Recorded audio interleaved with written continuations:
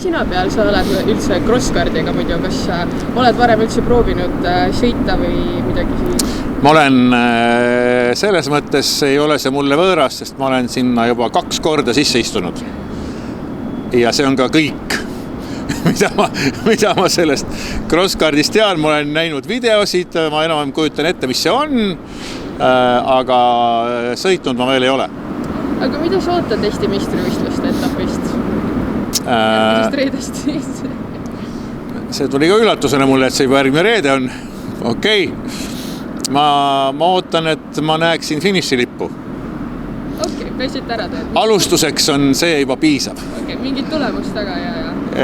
Praegu ma arvan küll nii. Eks rajal näeme, mis tunded siis inimest tabavad, et kui kõrgele see adrenaliin võib kerkida.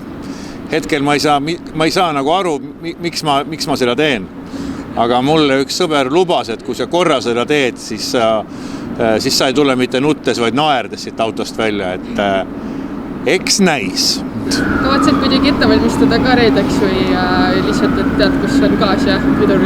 Veel ei tea, aga küll ma teada saan. Mind ootab ees ülehomme väike trenni, et ega ma päris külmalt peale ei lähe.